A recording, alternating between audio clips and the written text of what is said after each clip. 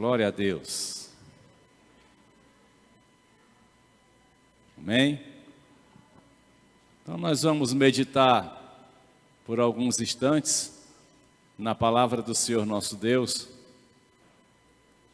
E o tema desta meditação é o improvável. O improvável. Nós lemos logo no início do culto ao Senhor um texto, lá em 2 Reis, no capítulo 4, que ele relata exatamente uma situação de uma família, uma senhora viúva com 2 filhos, que estavam passando uma grande necessidade, porque tinha falecido o marido. Naquele tempo não tinha essa história de pensão, Não é como nos dias de hoje. Hoje a gente reclama, mas gente, hoje é muito, vocês nem imaginam como hoje é melhor do que nos tempos passados, viu? Hoje, se o marido falecer, estiver trabalhando, a mulher continua recebendo lá o dinheiro, que ele recebia, não é assim? E às vezes a gente reclama muito, mas só isso, aquela coisa toda, e fica achando ruim, faz uma confusão, Mas naquele tempo, se o marido deixasse trabalhar, perdesse, morresse, a mulher ficasse viúva, era um desastre.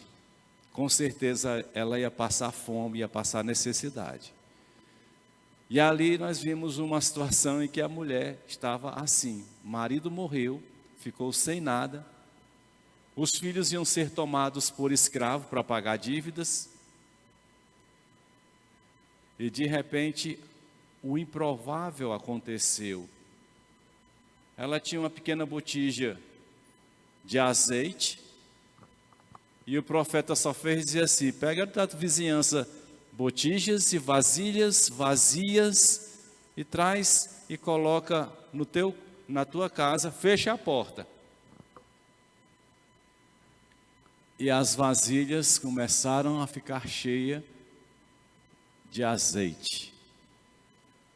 A Bíblia ela é repleta de episódios que, quando nós começamos a ler de Gênesis, Apocalipse, quando nós buscamos a leitura no sentido de querer conhecer mais de Deus e da sua intenção para conosco, então nós vamos ver o quanto Deus realizou e realiza situações, coisas hoje que são improváveis, que jamais podem, à luz da lógica, acontecer. E continua da mesma forma.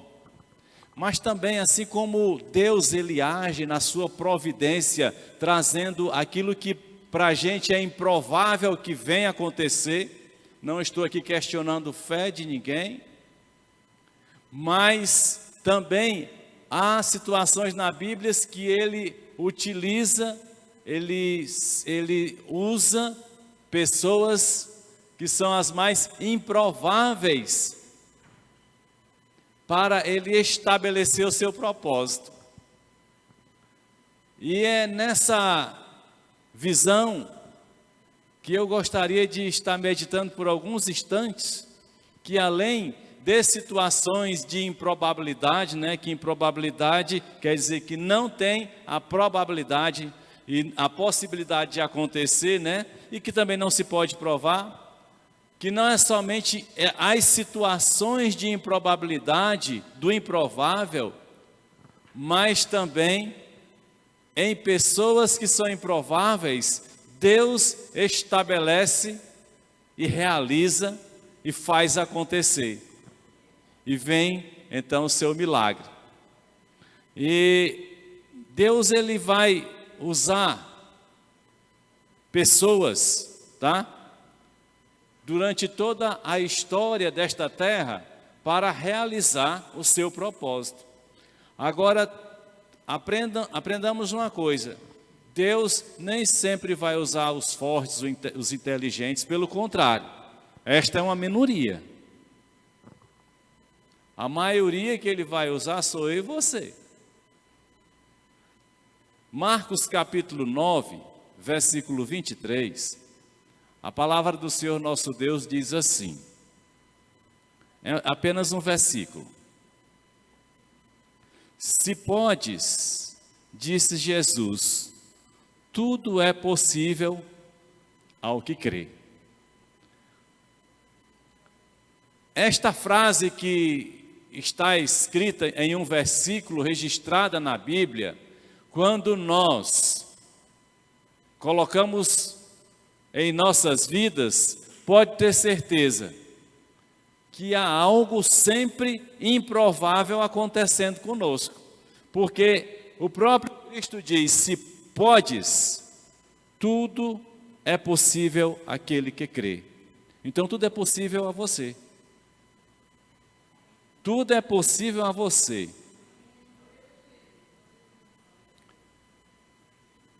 Não existe uma questão de um ritual, um procedimento lógico ou um procedimento religioso para que isso venha acontecer. Pelo contrário, é na simplicidade da sua fé, em você acreditar que Deus realiza os seus feitos. Agora, esta probabilidade do que se transforma em probabilidade, quase não sai, no que é improvável, acontece quando nós deixamos de traçar a forma como isso vai acontecer, porque quando às vezes nós vamos aos pés do Senhor Jesus Cristo, com as nossas necessidades, com as nossas demandas, com as nossas dificuldades, nós oramos a Ele, mas estamos desenhando em nossa cabeça como será o resultado. E quando a gente faz isso, nós estamos bloqueando o que Deus é capaz de fazer. Então a palavra de Deus de Gênesis a Apocalipse está nos mostrando exatamente que esse Deus, ele age muito acima daquilo que nós raciocinamos. E nós encontramos pessoas que foram chamadas a participar desta história que ele tem estabelecido, onde ele faz concretizar o seu propósito aqui na terra, e eu vou citar alguns nomes. O primeiro nome que eu coloquei aqui, tem muitos, não dá para colocar todo mundo não, eu saí pegando assim aleatório, porque senão a gente... Mas eu peguei peguei alguns nomes que geralmente a gente não fala, mas peguei uns que a gente já conhece. Um nome que eu coloquei aqui como primeiro foi Caleb. Quando a gente fala de Caleb, aí é a escola dominical, né, mestre? Caleb foi um dos 12 espias que foram dar uma conhecida na terra, e foram um dos 2 que trouxe uma boa palavra. O que era improvável, eles disseram que era improvável, mas se colocasse na mão do Senhor, Deus poderia dar. Ele não tirou, não chegou dizendo, não é fácil, é só a gente chegar lá. Não, mas transferiu para Deus. E detalhe, a história da linhagem que chega a Jesus Cristo é uma história interessante quando a gente vai acompanhando. Caleb faz parte dessa história. Caleb é de Judá, mas Caleb não é de Judá, ele é um queneu, ou quenezeu. Ele é filho de Jefoné, é de um outro povo. E que ele se achega a Israel por meio de sua mulher, que era uma judia. A mulher foi que deu a ele o título de judeu, para aqueles que gostam de ir contra as mulheres, né? Os irmãos que já têm vindo aqui sabem que eu sou defensor do Ministério das Mulheres na igreja, né? Eu não acredito nessa história de que mulher tem que ficar quietinha, não. Mulher é quem faz a coisa acontecer, porque elas são mais ousadas do que os homens. Os homens são mais só de botar dificuldade e criticar. Essa é que é a grande verdade. Mas foi por meio dela que ele se tornou ali. E Caleb, quando você vai observar isso, Números 32, 12, e Gênesis 15, 19, vai falar da história dele, né? Mas quando chega lá em Josué, na passagem do capítulo 14, versos 6 a 15, nós vamos perceber que Caleb, ele vem dessa história toda acompanhando o povo judeu, os hebreus, saindo do Egito, passando 40 anos no deserto, sendo um dos 12 espias, e ele chega para Josué, depois de passar por tudo isso, sendo uma das pessoas mais improváveis de estar sendo o centro ali daquele momento, e ele sendo um dos braços fortes ali que estava acompanhando Josué, sendo um dos conselheiros. Ele foi uma pessoa improvável, mas ele chega e ainda diz assim, quando lá em Josué: eu estou hoje com 85 anos e a minha força, o meu vigor é ainda quanto eu tivesse de 40 anos. Eu sei que hoje, quando a gente vê isso aqui, tem muita gente que não consegue assimilar, porque a moçada aí de 20, 25 anos já estão morrendo, né? De preguiça, sem vontade de trabalhar. O que a gente vê da turma dos 20 anos, acho que é comer, esse negócio de estar comendo hambúrguer demais, essas comidas que não come feijão mesmo, né? Aquele feijão com rapadura, que eu acho que tem mudado as coisas. Eu estou aqui só colocando por alto. Esse negócio de estar comendo só aquelas coisinhas. Com 20 anos estão tudo morrendo, né? Sem coragem de trabalhar. Mas quando você observa no passado, havia maior vigor, sim. Mas aos 85 anos, hoje, você tem uma ideia, o negócio ficou tão feio, que hoje diz que com 60 anos você é idoso. Recebe uma plaquinha, né? Uma plaquinha que agora você é inútil. Virou um coitadinho que tem que ser ajudado. Mas ele chega como um exemplo e diz: aos 85 anos, eu estou aqui para sair à guerra, para avançar. Então Caleb é uma dessas pessoas que era frágil, que jamais a gente poderia imaginar. A gente, depois que conhece, depois que a gente lê, a gente, não, esse aí foi o cara. Mas se a gente estivesse lá, no meio daquele povo, ele naquele anonimato, jamais se levantaria alguém para dizer: esse homem aí é uma pessoa diferenciada das outras. Não era. Mas saiu um vencedor, porque ele entendeu sua fraqueza e se dispôs a estar diante de Deus. Nós encontramos uma outra história de uma menininha, eu já até falei sobre ela aqui, de 2 Reis, lá no capítulo 5, eu não vou ler o texto, que fala a respeito de uma menina que a Assíria vivia em guerra com Israel, e acabou com Israel, né? Israel se distanciou de Deus, Israel foi para a idolatria. Engraçado que, sabendo do Deus poderoso que realiza as coisas impossíveis, os milagres, resolveu imitar os outros reinos que tinham deuses de pedra e deuses falsos. E aí Deus suscita a Síria, né? Ou o reino sírio. E este tinha um comandante, traz uma criança escrava de Israel, uma menininha e coloca a serviço da sua mulher. E ele é acometido de lepra. Todo mundo conhece a história. Naamã ficou leproso, Naamã um leproso. A lepra naquela época não tinha cura. Hoje tem tratamento, né? Mas naquela época morria. A pessoa ia apodrecendo, apodrecendo e morria. E tinha aquela menina que tinha tudo para ter uma vida desgostosa, de odiar todos ali. Mas a palavra daquela menina mudou a história daquele homem. Às vezes nós abrimos a nossa boca para reclamar, só para trazer, chamar para nós, chamar para a gente, só o que não serve, porque a murmuração,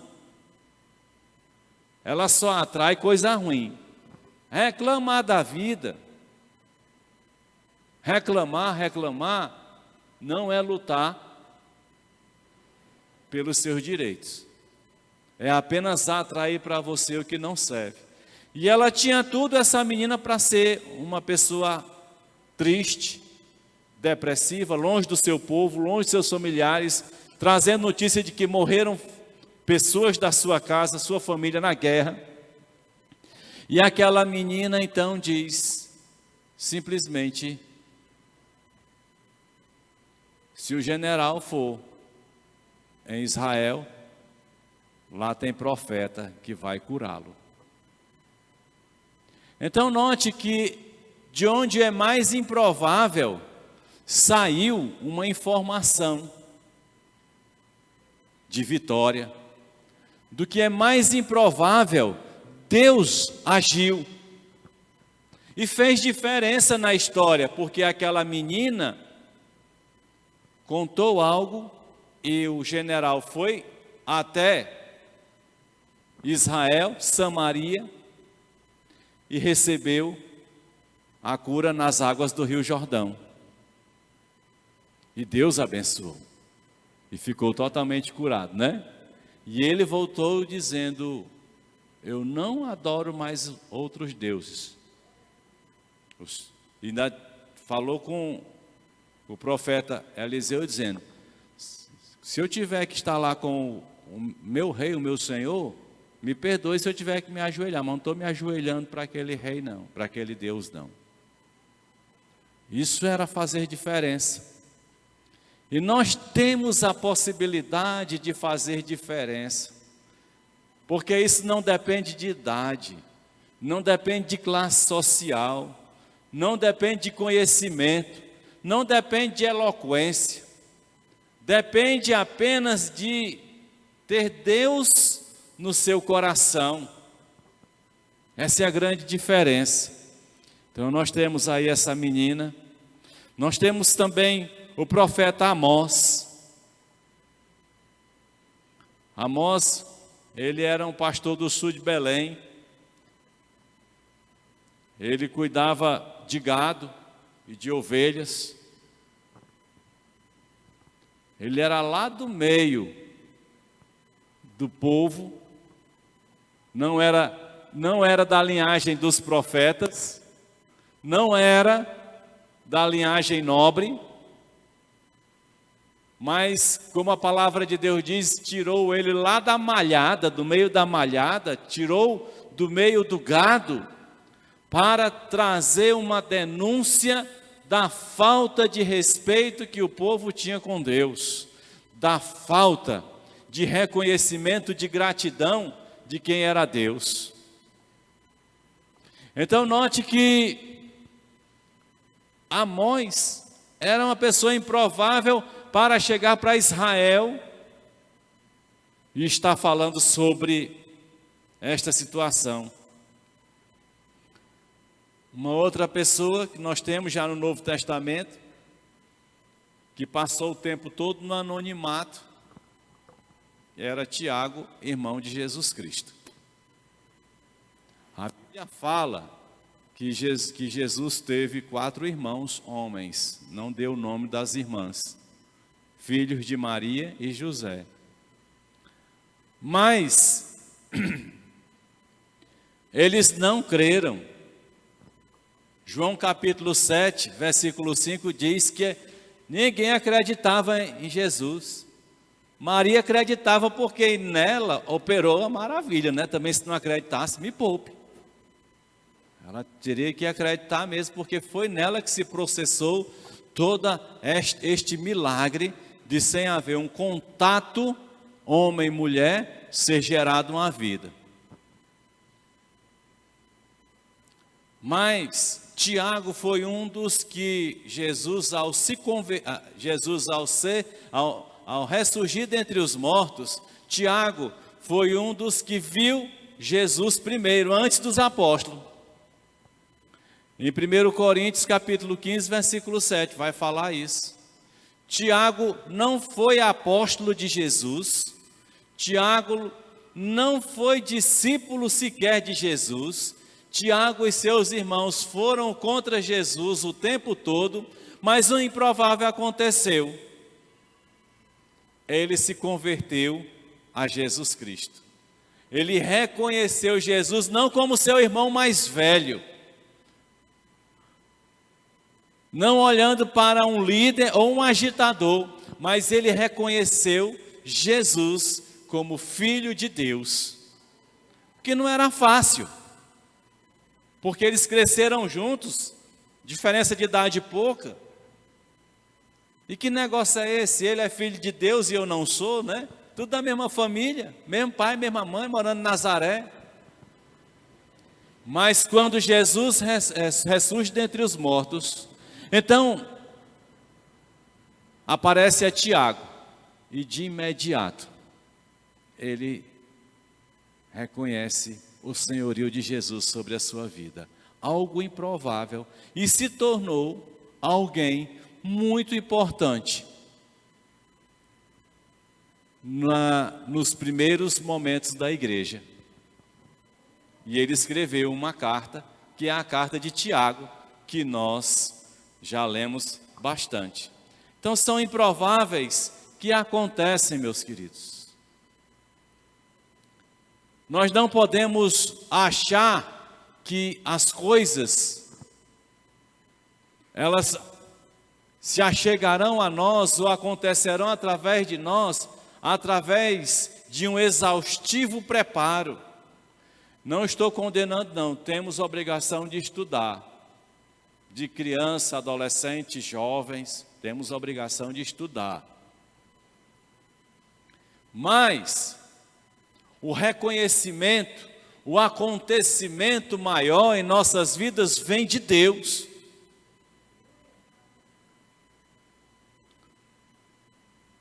Nós podemos conhecer aí, olha, inúmeros engenheiros concluíram suas faculdades, foram brilhantes alunos, estão desempregados. Então é necessário que a gente entenda que Deus, quando Ele age, Ele não age dentro de uma circunstância pré-estabelecida. E eu não estou aqui dizendo que você não deve estabelecer as circunstâncias, ter o seu preparo, buscar o conhecimento. Claro que não.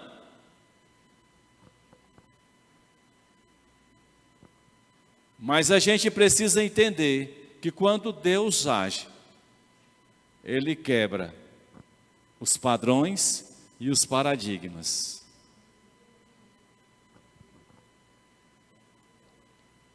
Deus gosta de usar pessoas improváveis, que da perspectiva natural se aparentam extremamente fracas.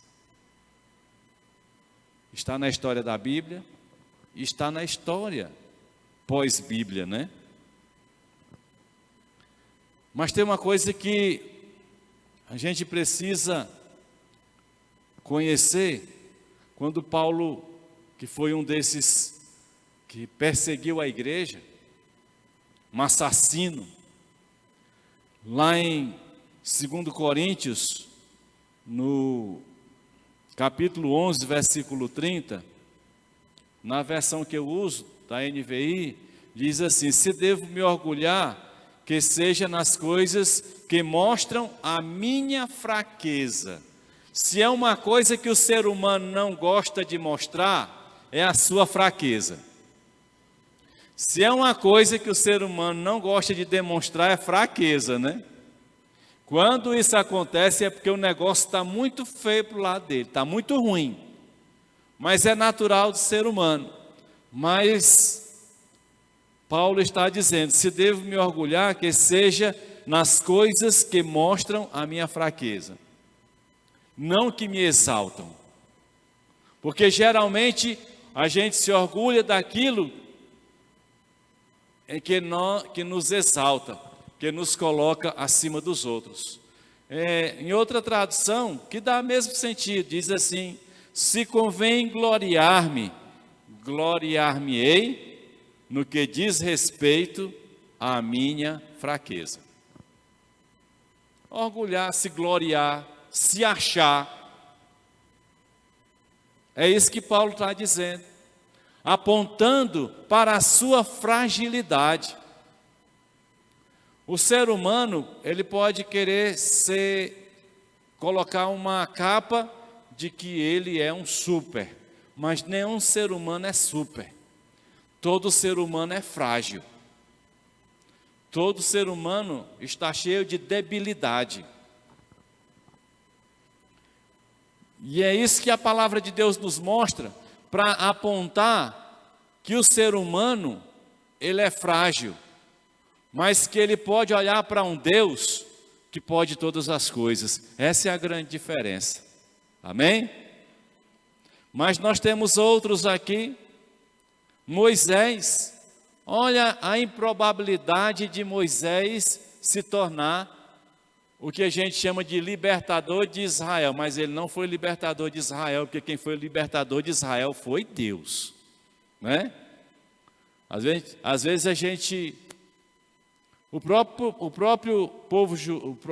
povo hebreu, os israelitas, eles tinham aquela fixação, aquela honra, aquela admiração por Moisés, talvez mais do que por Deus, e ainda o é. Ainda olham para Moisés como tal, para aqueles que são mais, como é que eu posso dizer? Aqueles que são mais conservadores do judaísmo, né?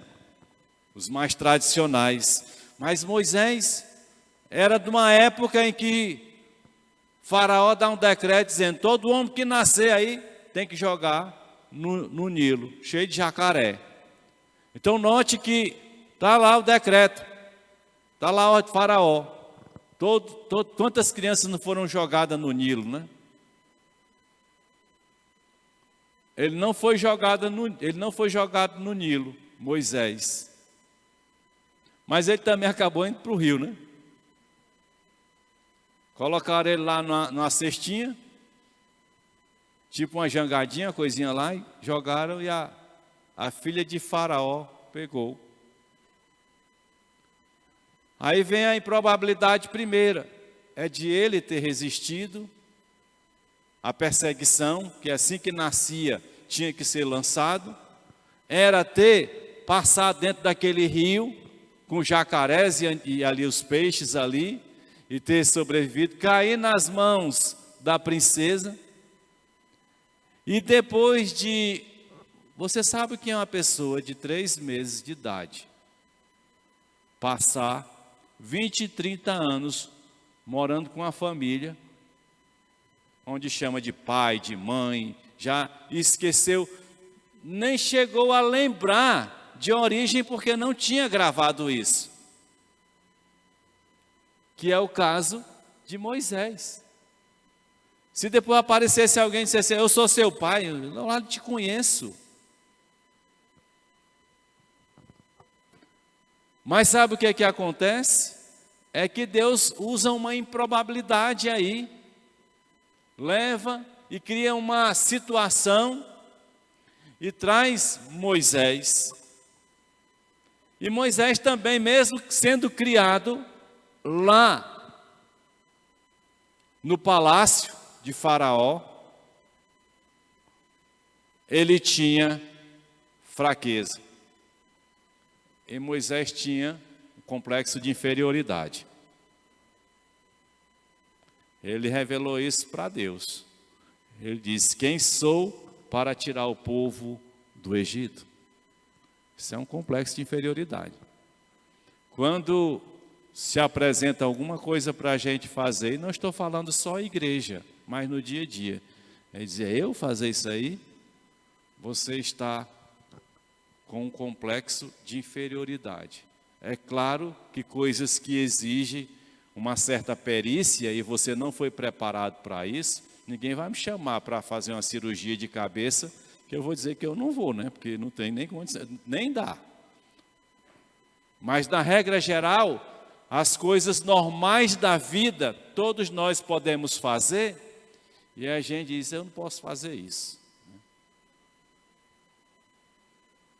E ele revelou-se então a sua fraqueza. Outra fraqueza dele era o seu temperamento. Mas Deus cuidou dele, tornando o homem mais manso do mundo. Ninguém diga, eu nasci bruto, ignorante e vou viver assim. Deus transforma. Deus muda.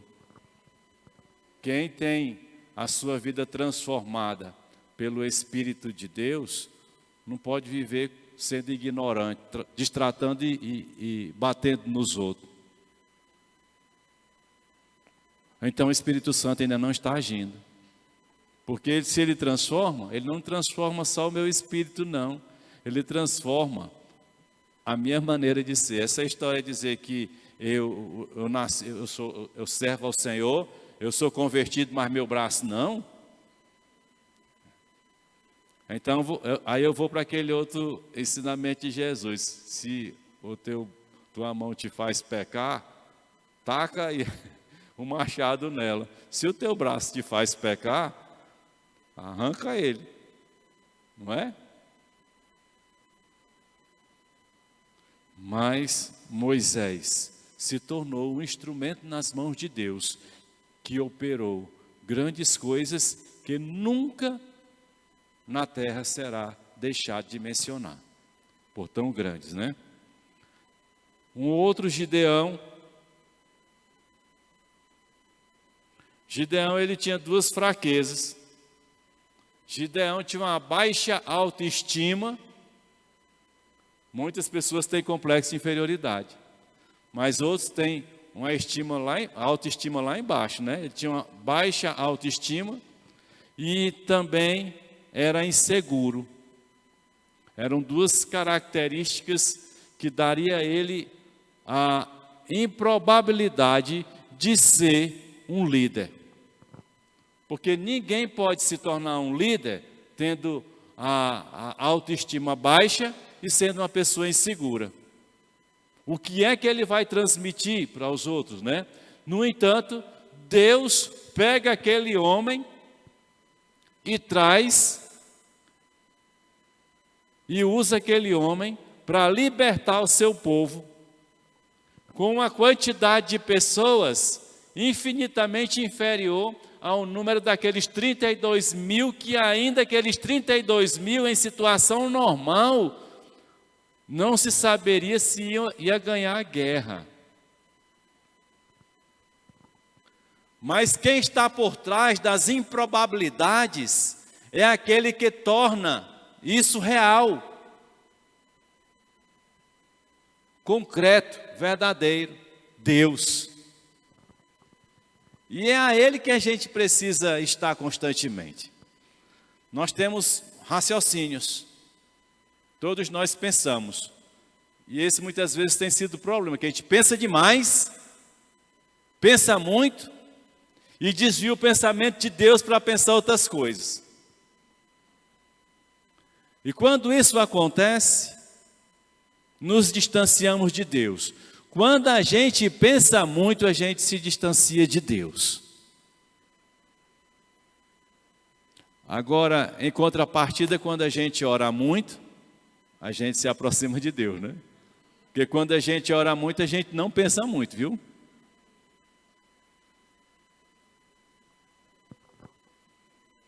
Teve um outro que depois ficou conhecido, e depois de tudo isso aí, quando a gente fala dele, todo mundo fala que foi o maior rei de Israel, Davi.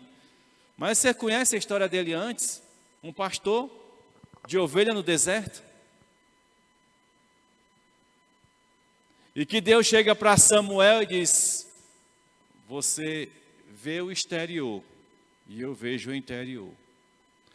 Estava querendo dizer que na visão de todos, aquele pastor de ovelhas jamais seria alguém a se tornar o maior rei de Israel. E que a palavra de Deus diz que ele foi segundo o coração de Deus. Eu não vejo registros, não tenho aqui na minha memória registros de Deus mencionando outras pessoas em que registra-se que aquela pessoa era segundo o coração de Deus. E Davi era. E Davi era imperfeito. E Davi adulterou. E Davi cometeu erros. E Davi foi um péssimo pai. Foi um grande rei e um péssimo pai. Davi não tinha diálogo com seus filhos. No entanto, a Bíblia diz que ele foi segundo o coração de Deus. Sabe por quê? Reconhecia-se, ele reconhecia suas fraquezas e ele não tinha vergonha de diante de ninguém reconhecer quem ele era e estar se quebrantando na presença de Deus. A diferença é a forma como você conduz a sua vida e se apresenta a Deus. Se humilha diante de Deus. Então Davi foi esse. Adulterou, um pai muito fraco, fraquíssimo. Mas foi um homem segundo o coração de Deus. Atos 9:1-5 fala de Paulo, um perseguidor. Esse tinha muito conhecimento. O improvável é que todo conhecimento que ele tinha era contra a igreja, era contra Jesus Cristo. Era tudo que era contra as leis do Antigo Testamento. Tudo contra o Pentateuco. No entanto, no encontro com Jesus Cristo, ele se tornou alguém capaz de ser um instrumento nas mãos de Deus para mudar o curso da história da Igreja de Jesus. Ele foi um instrumento para levar o Evangelho a quase todo o mundo conhecido da época.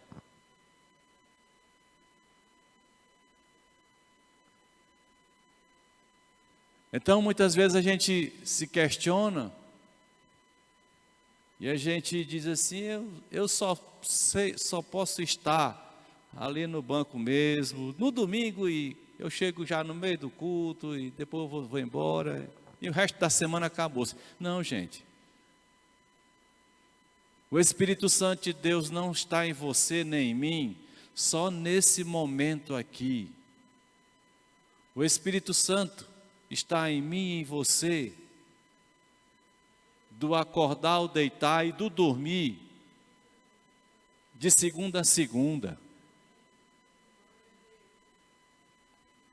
Então, se a gente diz: eu estou aqui, Senhor, em qualquer momento, algo que é improvável se tornará realizado, sendo você instrumento.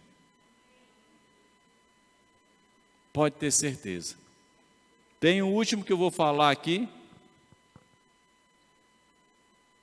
Não está na Bíblia esse aqui, viu?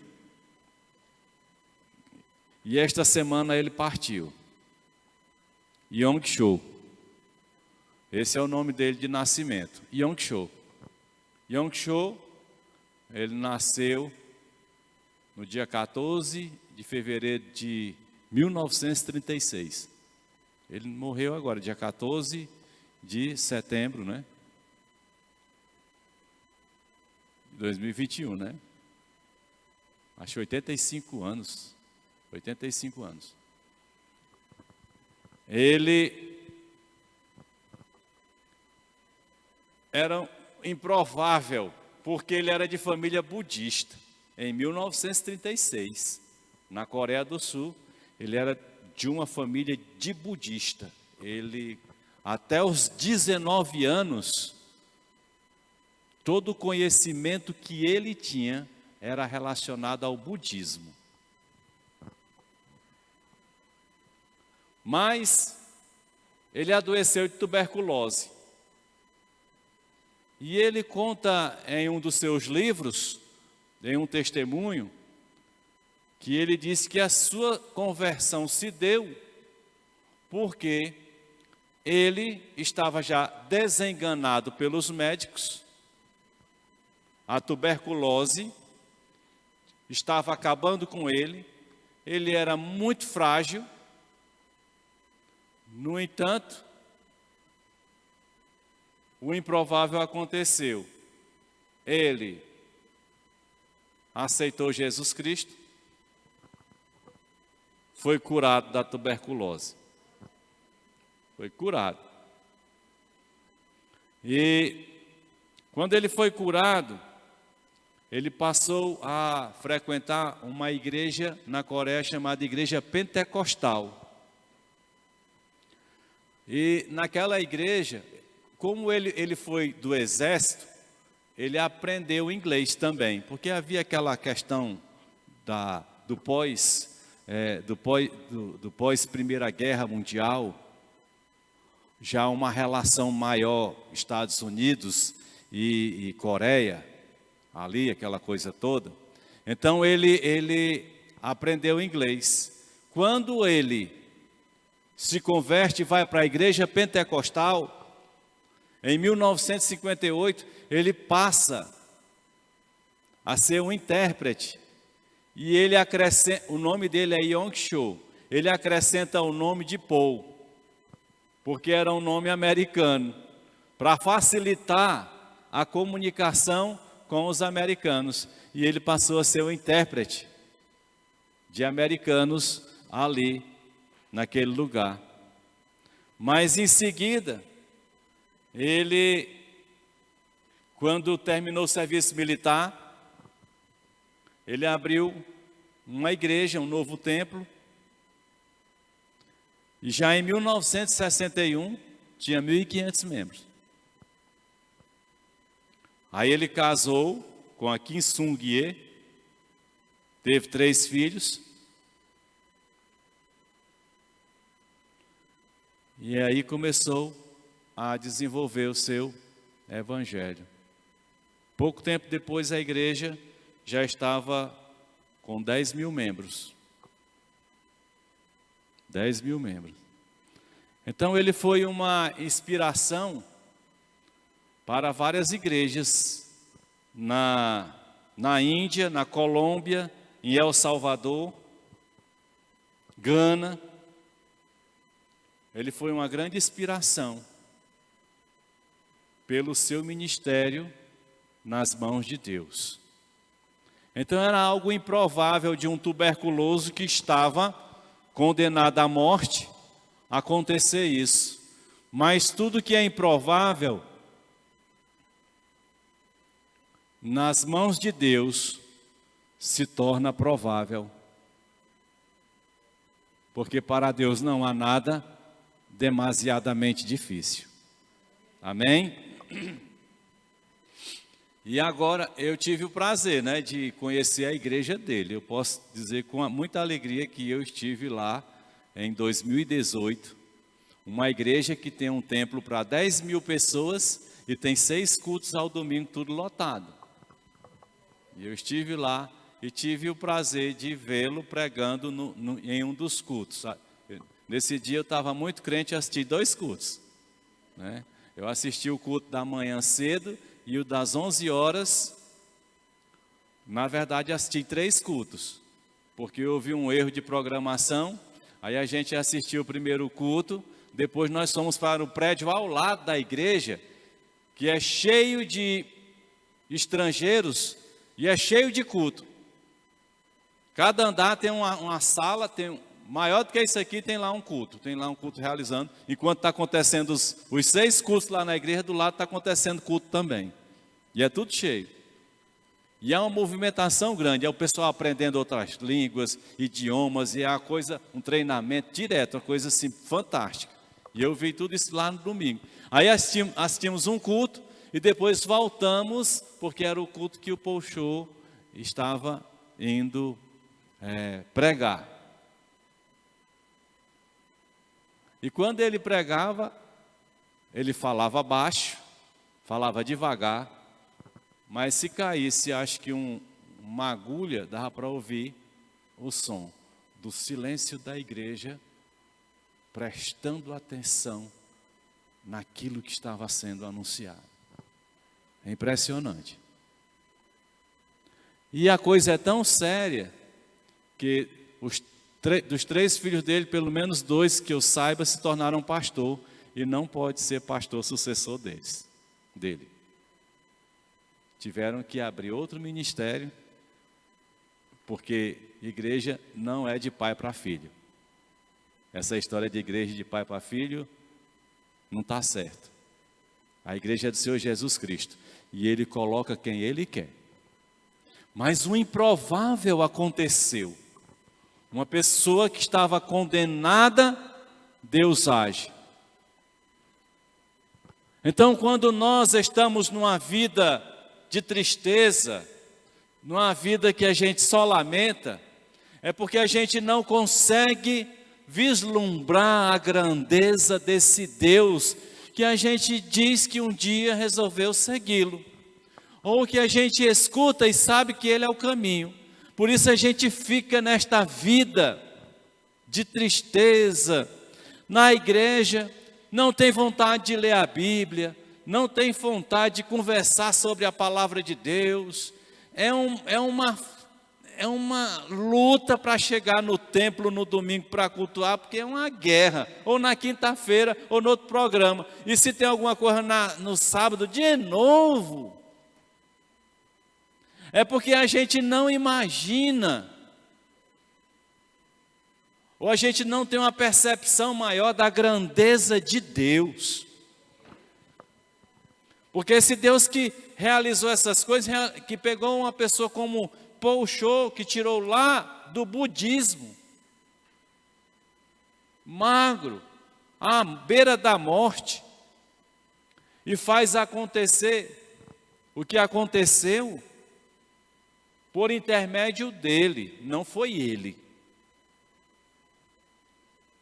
Levou 800, hoje a igreja tem 800 mil membros, a igreja dele.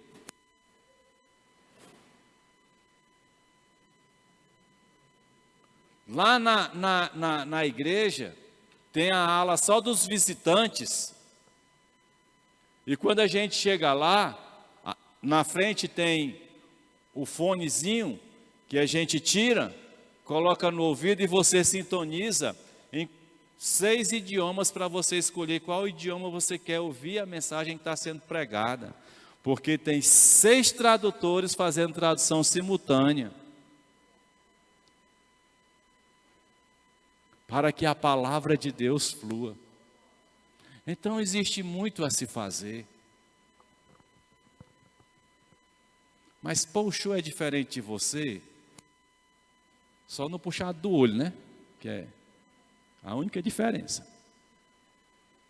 E na língua, né? Que eles falam lá o coreano. Só isso. O resto a gente é tudo igual. Não estou querendo dizer que todo mundo tem que ser um Paul Show, mas todos nós temos que viver a manifestação da glória de Deus através da gente. É isso que faz a diferença. É isso que faz com que a igreja pare de ter tantas pessoas com problemas que são problemas fáceis de solução. Basta a gente se livrar da carne e deixar que o Espírito domine, né? E aí o que fazer diante destas debilidades, destas fraquezas, né? Primeiro, a gente tem que ser honesto e admitir as nossas limitações e parar de estar dando desculpa, né? Nós precisamos admitir que, deixando de dar desculpas para estar com Deus, para se relacionar com Deus, nós assim poderemos trabalhar de forma a vencer estas áreas de conflitos. E outra coisa, alegrar-se na certeza que Deus é bem maior que os seus limites. Tenha alegria. Por isso, 2 Coríntios 11:30. Se devo me orgulhar, que seja nas coisas que mostram a minha fraqueza. Então, alegre-se que Deus é maior do que os seus limites. Se alegrar com as fraquezas, parece que uma coisa sem sentido, se alegrar com as fraquezas, né? Mas elas nos fazem depender de Deus. É só quando a gente depende de Deus, é quando a gente tem consciência de que é fraco, que precisa dele, né? Fazem-nos mais humildes, fazem-nos buscar comunhão com os irmãos, onde muitas vezes vemos o amor e a bondade de Deus, manifestando-se por não raras vezes. Nesse lugar, vemos que nossa fragilidade pode ser a qualidade do outro, e dessa forma podemos ser completos como o corpo de Cristo. Por fim, creia que o seu desafio pode vir a ser o seu testemunho. Aquilo que você acha improvável pode se tornar um testemunho do amor e poder de Deus quando Ele realizar através da sua vida. Então que a gente possa deixar Deus conduzir as nossas vidas. Amém?